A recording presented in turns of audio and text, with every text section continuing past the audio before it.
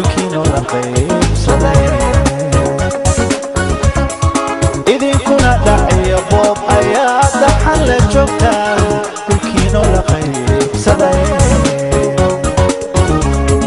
وضياذا دماساني قبيل ديك وقادرو حي يا دورا لينا وضياذا دماساني عقلي قدوم توغاتشيلو يا دورا لينا دونكات وكنتن ومسي دون سنية لحلكي نسيسي محادا عالمحا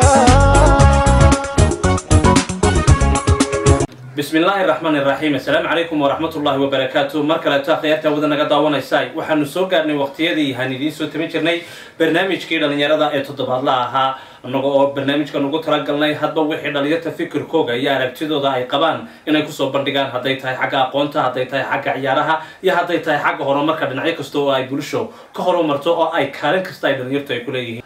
toddobaadkana waxa maanta marti iigu ah Cabdifataax Miran Nuux oo kamid ah dhalinyarta magaalada Boorama ku dhaqan ahna arday ka tirsan jaamacadda Amuud Kulliyadda Public Administration Cabdifataax ku soo dhaw telefishanka rayo iyo barnaamijka dhalinyarta ee toddobaadlaha. السلام عليكم ورحمة الله وبركاته. مركز إكتوى عن سلامة يا مسؤولين تا يشقال يا شرية تي في. وعلى السلام عليكم ورحمة الله وبركاته. بل Cabdifataax adiga iyo bulshada Boorama hal isbarataane halkeed ku kortay goorma dhalatay هل كيسة هذا مريسا؟ صح. أنا جمع عيرو وعبستاح مرنو. وحن كل شيء أمان كسر برباري مجال بورما. كارهان حلنا. وحبرشة ذي تكسر وصدقه. وحن كل مستي سكول خلاصة. intermediate and primary school. وحبرشة ذي تكسر وحن كل مستي. هذا ساق secondary school. سيدا وكلا وحبرشة ذي هرشام هذا حن قبل جامعة عميد university. إمك waxaan ku guday jiraa diyaarinta practical science and public administration sidoo kalena waxaan ahay qoraaga buugan how looga fadhiyo ee fahamka iyo falsafada nolosha daadiduna ma weyno oo soddona wali maan gaarin 20 kiilo ka gudbay waad mahadsantahay bal haddii aanu eegno dhalinyartu waxay leeyihiin muhiim kala gaara qof kastaba hamiga ku jira ayuu soo bandhigaa adigu waxaad sheegtay inaad qoraa tahay bal horta buugan aad qortay muxuu yahay بوغان عن قري واحد فهم كيف فلسفة النورشة runtii wuxuu si diibliya uga hadlaa ama uga sheekeeyaa nolosha bini'aadamka iyo waxyaalaha qofka u saacideeya inuu guulaysto sidoo kale wuxuu dhaqaajinayaa ama uu daaraya buukan oo ka sheekeeyaa horumarinta shakhsiga bini'aadamka sidoo kale wuxuu dadka u dareensiinayaa awoodihiisa terabeelka ee Eebbe subxaanahu wa ta'aala quraanku ku yiri intuu ciidu nicmatallahi ila tusuha taasoo qofku dareensiinaya sidoo kale qofka wuxuu barayaa inuu yahay very potential and I'm very different from anyone inuu qofku yahay qof unique oo dadka oo dhan ka duwan ilaahayna ugu deeqay nuucooyin fara badan isku wada mid ma dadku waan kartay markaad eegto buugan maxaa kugu dhaliyo inaad buugan soo saarto بوكم waxay ku dhaliyay waxyaalo fara badan booka waxaan qalinka aanu qaatay 2012 sidoo kale booka waxaan soo saaray ama aan soo bandhigay 2014 bishii afraad kowdeedii sidoo kale markasta waxa waajib ah oo xaqiiqa in fariin kasto oo qoraa ay jirto sabab ka dambeeya aniga sababaha booka inuu dhaliyay ma yareeyna way badnaayeen laakiin haddii aan dhowr qodob aan isku dayo oo doonto waxay haayeen tayeynta tarmidda taabagelinta iyo toosinta dhalinyarada sidoo kale qodobka labaad ee ku dhigina buugan qoro waxa aniga oo dareemay oo diiradda saaray kolba halkay bulshadu ay ka leedayso sidoo kale aniga oo qalinka u qaatay oo u istaagay abuuritaanka jeel cusub oo xor ah oo noloshoodana dhaqdin kara waxna ka bedeli kara waxna iska weydiin kara waxyaaliin kale waxaan waan kartay run ahaantii marka buug la samaynayo ama la qorayo waxay u baahan yihiin wax walba deedadan investment buu baahan yahay buugii lagu soo saaro bandhig baad samaysatay kolka cidda ka caawisay ama cidda kula kaashatay waayo horta waa runoo waa su'aal isweydiin mudan shay marka bilaabiso shaygaasi inta uu faa'iidadiisu leeyahay ayaa pressure-kiisu ama cadaadiskiisu leeyahay maanta way adag tahay fursado buug lagu qoro ama lagu soo saaro ama lagu soo bandhigo waxyaalo fara badan baa ka hor imanaya waa lagu wiiqaya waxba laga sheegaya waa laga hor imanaya duruufaha iyo deegaanka aad joogtaan way ku xiran tahay aniga buugayga waxa gacanta ugu weyn ka geystay laba shakhsi oo kaliya aabahay Miran Nuux Faarax oo runtii isagu markasta u taagan horumarintayda iyo dadaalkayga iyo tisqaadkayga sidoo kale isagana waxa buuga garab igu siiyay iguna dhiirigelin jiray iguna sababay inaan buugga aan qoro igu dhiirigeliyey markii dambena igu dhiirigeliyey inuu buugku soo baxo shaksi aan aada u jecelahay aan jecelana markasta inuu mahad celiyo oo la Cabdiraxmaan Cabdirashiid Cismaan Quule waan gartay run waxyaabaha sida rasmiga ah ee aad u taabanayo maxaa ka mid ah buuggan horta wuxuu ka sheekeynayaa ereyga falsafad ahaan ayuu qof falsafad ahaan maxay tahay macnaheedu ereyga falsafad ahaan waxa weeye anigoo soo koobaya kelmadda falsafad waxaa la yidhaahdaa waa jeclaasasho oo qofku uu jeclaanayo aqoonta dhexdeeduna waxay noqonaysaa shaki keenid shaki xalid wixii shikiya ayaad xalinaysaa gunteeduna waxa uu noqonayaa xalkii adigoo keena sidoo kale waxaad buuggan aad ku macnayn kartaa ereyga falsafad ereyga falsafad sidaynu ognahay laba afbilood waa sida qoriga oo kale waa sida midida baafle wanaagii xumaanba waad u isticmaali kartaa markaasi waa qofka uu si dhiibliya nolosha ugu gudbaa ayaa yidhahdaa waaxda midadhalka nolosha sidoo kale buuggana wuxuu si dhiibliya ugu dhaadhacaya nolosha ibnu aadamka sidoo kale waxaan ku macnayn karaa ereyga falsafad ahaan oo kale qofku waxa uu baranayaa marka hore afkaartiisa iyo akhriskiisa ayaa uu ku baranayaa sidii ay u noolaayeen dadkii hore sidoo kale waxa uu baranayaa dadkan present time-ka ay iminka joogana uu la nool yahay muuqaal ahaan iyo dhismo ahaan iyo fikir ahaan iyo afkaar ahaanba uu ugu nool yahay labadaasoo uu helo ayaa marka uu ku saadaalin karaa wixii mustaqbalka iman lahaa oo iminka oo kale 2011 oo kale bishii December hadduu dhulku xoog u gariiri jiray 2012 dhulku xoog u gariiri jiray December 2013 xoog u gariiri jiray waxaad saadaalin kartaa oo oran kartaa 2014 waxa laga yaabaa bisha December in dhulku xoog u gariiro marka waa saadaalin saddexdii waad ogaanaysaa tii wixii baaskiya tagay iyo wax barasankiisa iyo wax future soo socda future waa saadaalin soo ku saadaalin labadii hore heshay ee future ku saadaalinaysaa waan gartay waxa jirta buugaga marka la soo bandhigayo waxaad sheegtay in qaybo fara badan oo horumarinta iyo waxyaabahaasi uu la xiriiro xogaha aad qortay ee maanta buugaaga ku dhex jira haddii aynu eegno xagga Google Dig oo kale xogaha ugu badan halkeed ka heshay waxaa jira ciltire markaad doonayso inaad waxaad bilowdaa waxa uu leeyahay meel sal oo ah oo reference iyo resource ah si ay dadkuna ay ugu qancaan buugaygu halkiisa dambe wuxuu leeyahay reference fara badan ayuu leeyahay marka buuggan aniga waxa uu igu soo dhacay ama igu kalifin aan buuggan aan qoro ana markii hore waxaan aad u jeclaa fanka akhriska qoraalka sidoo kale waxaan saarki jiray aniga in badan ku mashquula fanka akhriska qoraalka sidoo kale markaan dugsigayga dhexe aan bilaabay waxaan buugaagteeda halka dambe aan ku qori jiray kelmado yar oo madadaala hadday noqoto kuwa maala awaala hadday noqoto kuwa riyali oo nolosha si wanaagsan taabanaya sidoo kale intaa ayaan aad ugu wanaagsanaa markii dambe waxaan bilaabay inaan akhris badan aan sameeyo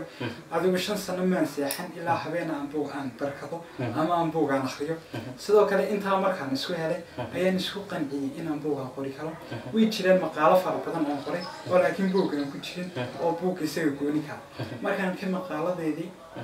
inay qofkii bini'aadanka ay noloshiisa ay taabanayaan oo ku jeenayaan ayaan isii wax wanaagsananahayd inaad maqaaladaada masuuqiisa buugaad ka dhigto marka maqaaladii waa ka gooni laakiin markii dambe waxaan u istaagay labadii sano dambe sidii buugay aan noloshuna ugu salaynahay oo maanta way adag tahay marka uu shay qofku wuxuu qorayo wax laga yaabaa inuu qofku waxyaalo aan jirin wuxuu ka qoro laakiin anigu marka waqtiga wixii taagnaa ayaa waxaan ka qoray waan gartay buuggan fahanka iyo falsafada nolosha guud ahaan waxa sidee buu qayb intee buu dhalinyarta magaalada Boorame ee ficaaga ama kuwa aniga facayga ama kuwa inaga waaweyn qayb caynkeeya baad ugu tala gashay inuu ka taabto waxa uu ka taabanayaa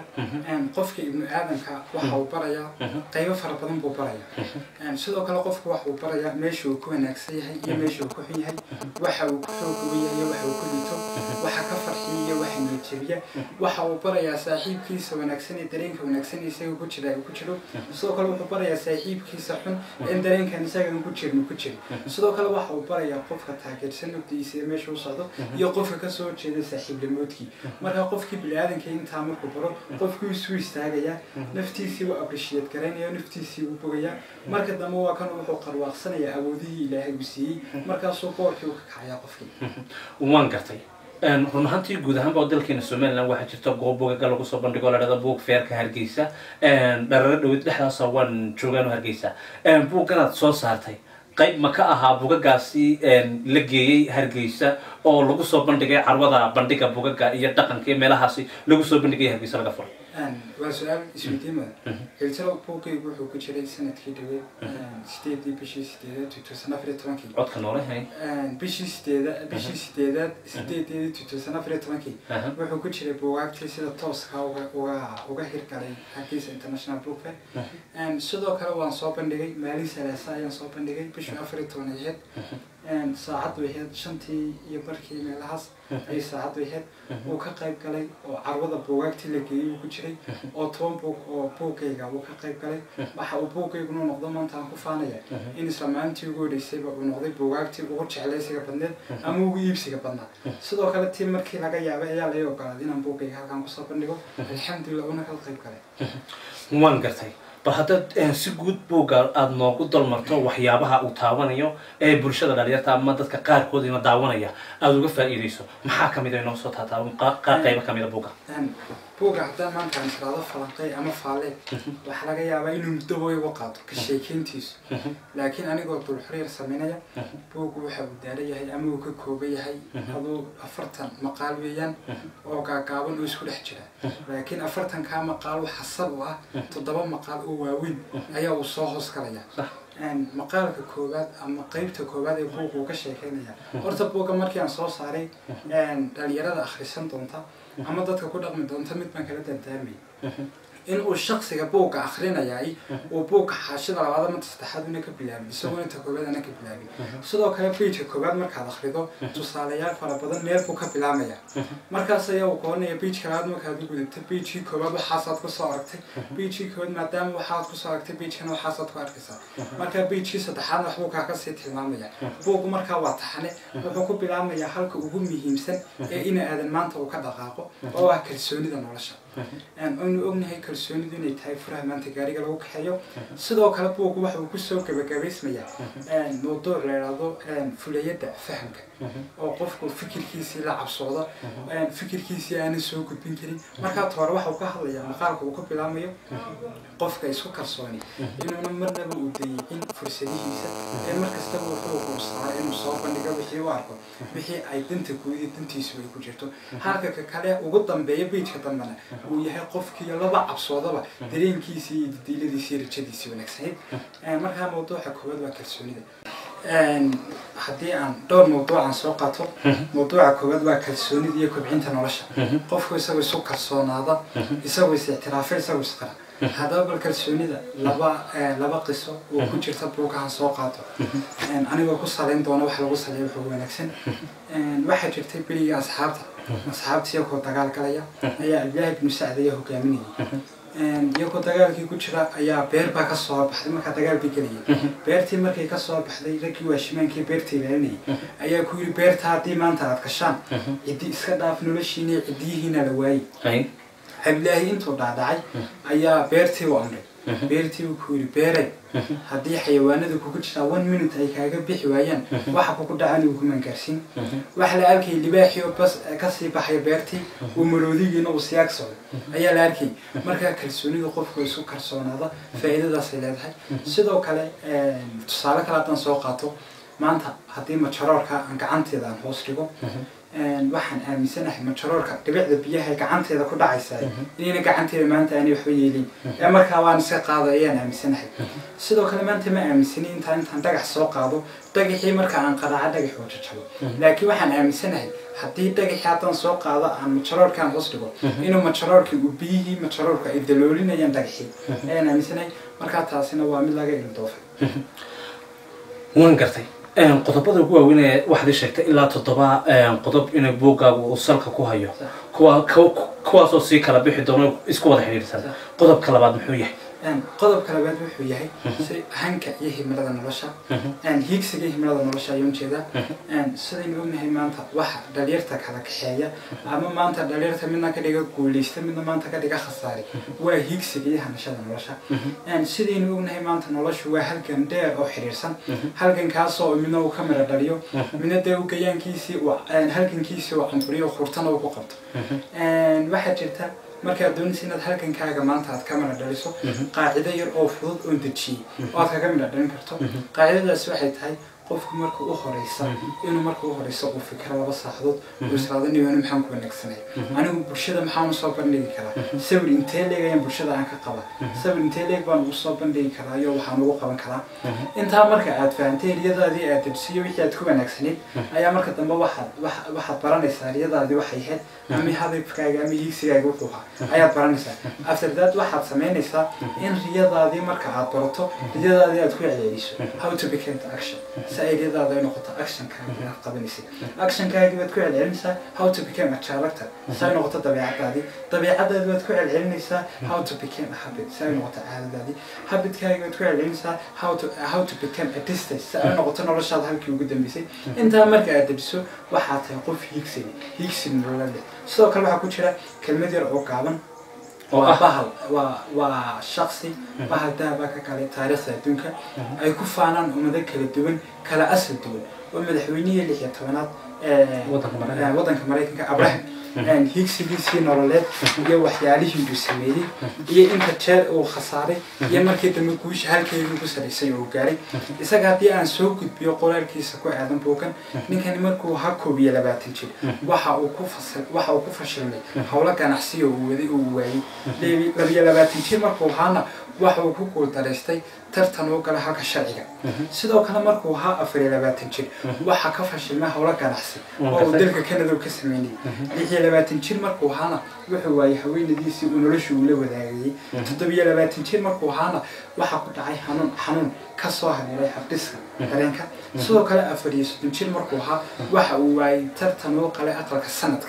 sidoo kale markii ay daadiisu ahayd 40 jir waxa uu waayay tartan oo kale aqalka leedo Congress-ka sidoo kale 47 jir 49 jir markuu waxa uu ku guuldareystay tartan oo kale aqalka madaxnimo sidoo kale 22 jir markuu waxa uu ku guuleystay madaxweynaha dalka Mareykanka taasi waa halkan dheer oo xiriirsan sidoo kale hadii aariyada sidii dhaweed imika aan ka hadlayo soo sheegay haduu qofku uu dejisto oo riyadiisa uu qaabeeyo oo sugo oo riyadiisa uu baxnaaniyo uu gaaraya guushalkeeda ugu sareysay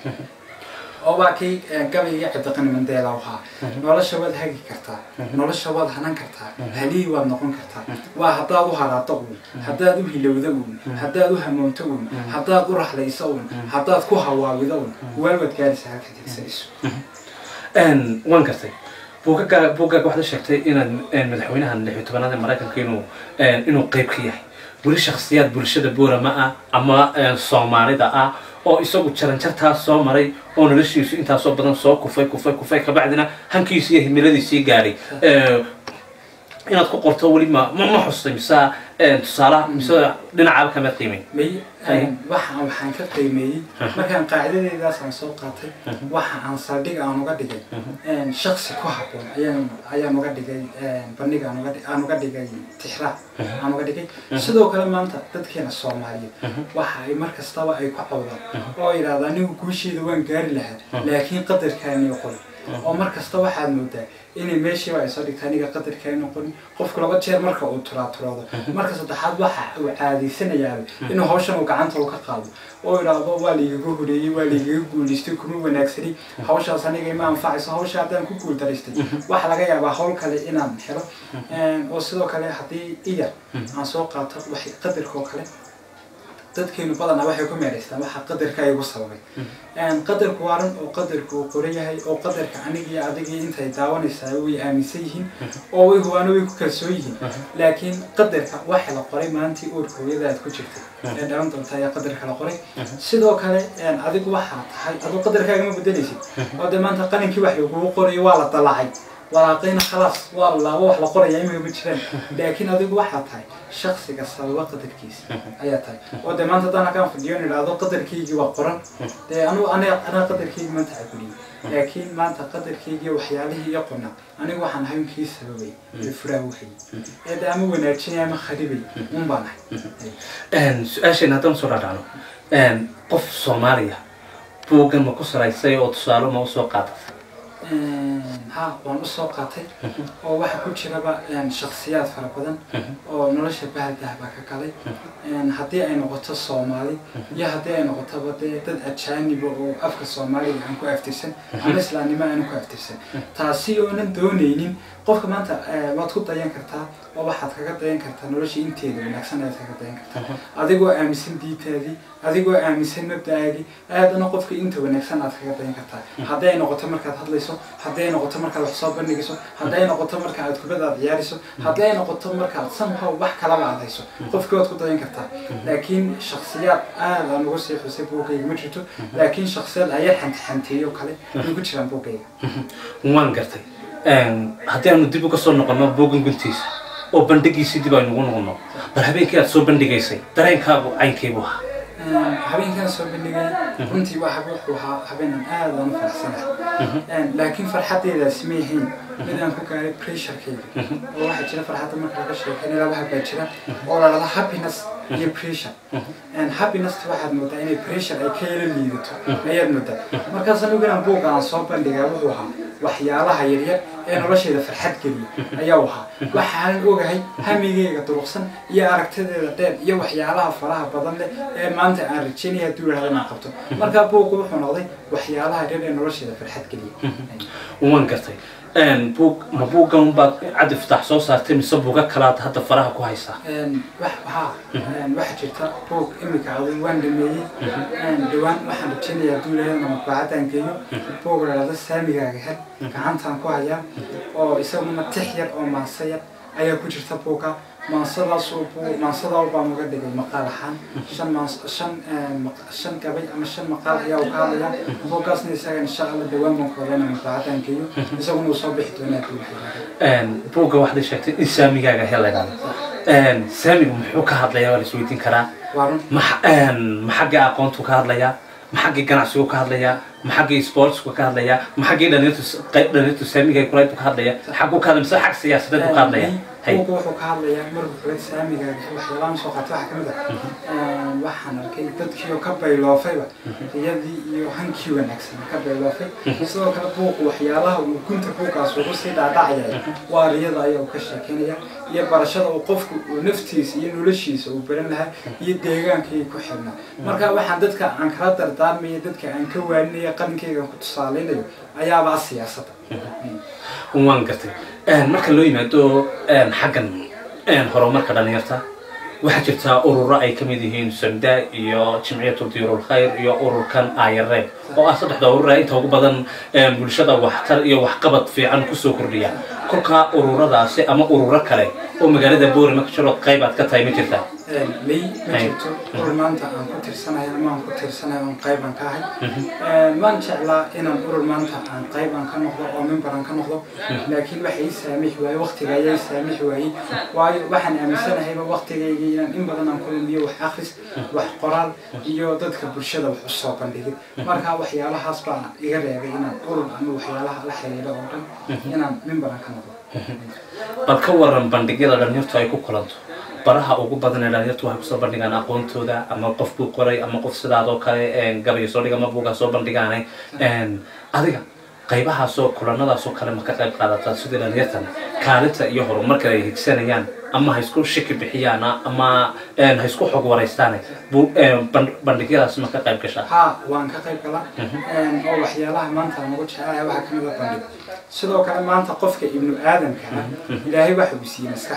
maskaxdaasi oo qofku wixii uu maal gashado hadda uu munaafiqsan doono ayaa maskaxdaasi nooga baahan tahay marka maskaxda saddex hab ayuu qofku u maalgeliyaa marka koowaad inuu qofku wax bal yiraahdo hadii uu ka qayb geli waayo bishii saddex meelood oo khayrka lagu hayo ama qofka lagu dhiiri gelinayo ama qofka lagu update gareynayo saddex haduu ka qayb geli waayo maskaxdiisa waxa noqotaa xamil soo hore qofka haduu wax akhri waayo bishiina 10 buug ama 15 buug haduu akhri waayo maskaxdiisa waxa noqotaa mid xamil kara marka waan jecelahay waan soo dhaweystaa waan dadka aan adduunka markasta aan qadariyo qofka marka uu wayda oo wax uu qabtay waan jecelahay waan soo dhaweystaa waayo qalinki iyo qoraalki baan soo kala soo jeediyay عتفتحوا مركز إنه حاجة هرمات دنيرنا ولا يهي دنيرتو يعني واحد قريب كتير برا هرمات كستو أبوش أي كتير لابسنا مركز اللي جاي ما تبوغ جن iyo akhriskan iyo qoraalka waxyaabo kale oo si khayriyaad uga qayb qaadato ama masaakiin ha la caawiyo ama horumarka ama dekada ha la dhisto ama waxyaabahaasi ha la dhisto arrintaasi inaad bulshada aad ku baraarujisaan adiga facaabo weli habeen ma ku soo gashay ها waan jeclahay inaan dadka mar kasta aan kula qarqaarno in wax kasto iskaa wax u qabso oo qofku uu ka qayb galo waana waxyaabaha maanta ugu wanaagsan runtii sidoo kale sadaqaduna waa waxyaabaha maanta keena farxadda oo waa kii lahaa sadaqada bixiya si uu dembigeenu ugu yaraado marka mar kasta waan jeclahay inaan intii karaankayga ama fikirkayga ama afkaartayda ama qalinkayga waan ku tusaaleyn karo waxyaabaha wadankayga horumar u leh bixi dadkayga iyo dhaqankayga awoodinaya wax kasta oo diintayda awood u yeelaya wax kasta oo horumar wadankayga ugu wacan waan jecelahay inaan markasta taana waanu taaganahay waan gartay buugaaga haddaan soo noqdo qodobada ugu xiisaha badan leh ee sida adiga gaarka ah kuu soo jiitay ama bulshadu markii aad buugga soo bandhigtay ay akhriyeen ay kugu soo celiyeen qof kastaba inay markuu wax qoro bilaadanka kuma wada qancin karo qoraalkii qaar baa aragti kuga dhiiban kara horta buuggan qoraalkiisii yaad kala tashatay sidaysay bulshadu u ansixisay waxaan kala tashaday markii koowaad buuggan aan bilaabay shakhsi la yidhaahdo cabdiraxmaan cabdirashiid ismaan qoldhen sidoo kale waxaan kala tashaday wiil aan asxaab aada aan nahay oo la yidhaahdo doctor axmed xasan muuse oo runtii isaguna maanta ag joogaba aanan ku faraxsanahay inuu markasta ag joogo ahaana shakhsiyada sida goonida ay dhiirigeliya sidoo kale cabdiraxmaan cabdirashiid isaguna waxaaba aan idhahdaa waa dadka khibradda maanta ilaahay uu siiyey xaqabtirka qalinka iyo qoraalka una runtii tallaabo kastoo maanta aan qaaday isagaan kala tashan jiray oo dee saaxiibku halka uu geedku uu xididka uu kaga jiro ayuu saaxiibkuna maanta uu nolosha uu kaga jiraa waan gartay marka raggaas ayaan mar kastoon tallaabo aan qaaday aan kala tashan jiray dee qofku waxa ula tashadaa in qof isagoo kalaa maanta dee anigoo cabdifataax oo doonayay inaan horumar aan sameeyo dee la tashan maayo nin horumarkii ku ciyaaray oo doonay inuu horumarkii uu diiniyo la tashan maayo laakiin waxaa la tashanaya mar walba nin sideeda u fikiraya nin sideeda hibdaawa nin sideeda oo kala dee doonaya inuu qalinkiisa ama tusmadiisa uu ku saleeyo dadkana uu soo bandhigo waan gartay buuggaaga haddaan gudtiisa dib ugu noqono qodob iyo laba iyo tusaale waxaa la saaxiibtaa waxa tahay oo maanta haddii anigu aan jeclaaday nin kubadda si wanaagsan u ciyaara dee ninkaa la saaxiibi maayo waxaan la saaxiibayaa nin sideeda oo kale u fikiraya ama meelaha eeba subxaanahu watacaala qur-aanka waxa koogay oo balanbaray ciddii maanta shaydaan saaxiibka halka waxa markaa kaaga cadaanaysa inuu saaxiibka nolosha qayb muhiim u yahay sidoo kale xadiis waa kii rasuulka kula sallallahu alayhi wasallam sabcatu yudilluhum allahu fi dillihi yawma laa dilla illaa dilluhu toddoba ilaahay baa u haray maanta qiyaame harna uu jineedka ilaahay mooyaane toddobadaa waxaa ku jiray warijaalaan taxaabaa ilaa watafaraqa caleyh laba qof uu ilaahay dartii u saaxiibo ilaahay dartiina u kala tegay marka haddii dee adigu maanta aad tahay nin wanaagsan oo hibdaaca oo nolosha jecel oo doonaya inuu saameyntiisa inta uu nool yahay lagu xuso nolosha la saaxiibi maysid dee nin qaylo oo can weyn oo canku uu balqay la saaxiibi maysid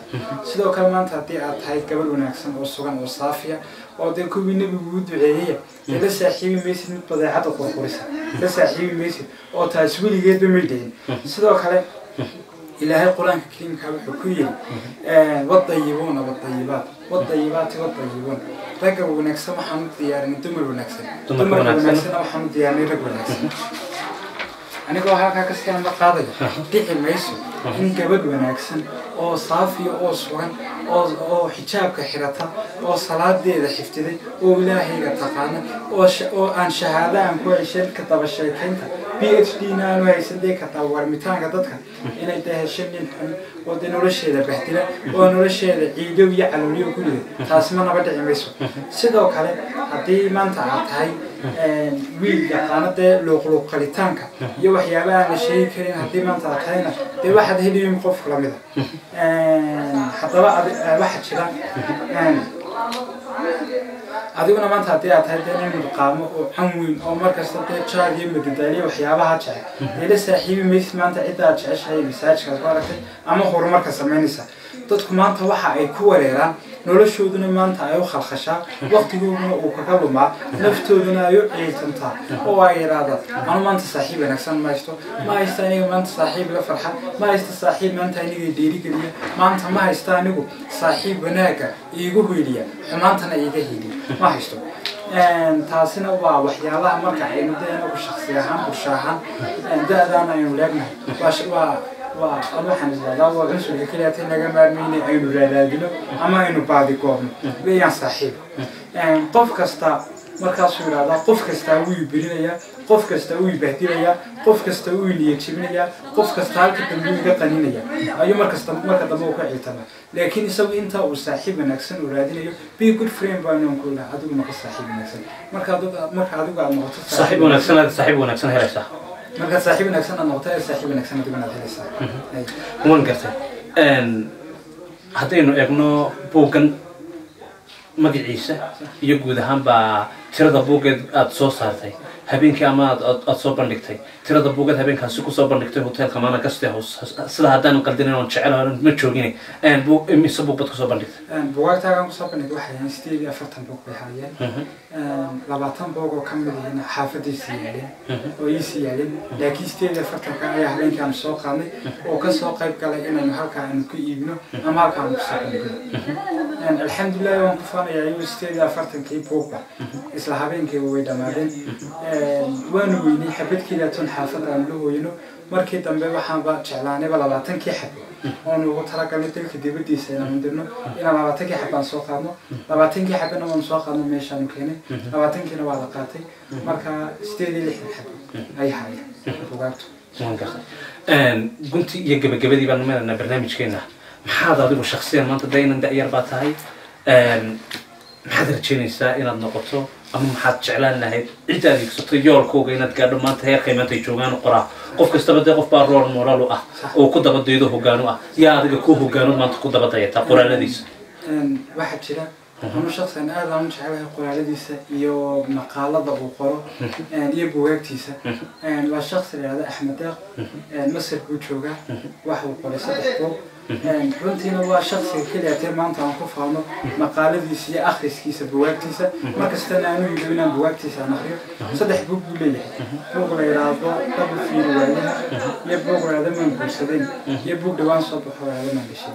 3daa buug buu leeyahay waa shaqsiyada aan jecelahay qoraal ahaan inaan maanta aan noqdo shaqsiyada aan jecelahay weeyaan bal haddaynu eegno waxaad ii sheegtay 3daa buug aniga buuggaygu xiisaha badan leh ama qofka daawanaya ee hadalkaagaasi kasoo baxaya وابوك ما نقول سنين حوكا سكة هذا قراءة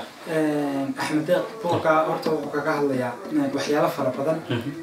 أو نرشد بالعالم كا سلوك الله وحوكا هذا يا هبل باشا وحوكا راديو أو كبعض قوة هل كوي هبلنا وملك أو كبعض قوة سلوك الله وحوكا هذا يا كبر إسويلش يا بوكا وغشة كنا يا ولا هدي عن هيك كبر صومالي ما نقول سيدي ويل صومالي هدي عن كل سنة أول ما نقول قصداس وهذا دارنا يا وكشة كنا ورنت عن شعرين كان سوق لكن قصداس وكشة كنا سلوك الله مكتشية حتى يصير قبلنا وكشة كنا مقابلين كاس وين كاستي أدوك عطفتح ولي مسكوت دايرة Soomaali wala kala aha gobol baa la kala yahay dadkana ku dhex nooshahay taariikhdooda iyo waxay soo jireenka ku yihiin iyo waxyaabaha dadkani gaarka u ah ee gobolada kale ay kaga duwan yihiin horta waxa jirta eegtare bulsho kasta maanta waxay leeyihiin hidiyo dhaqan iyo haarun soo jireena oo mudan ku faano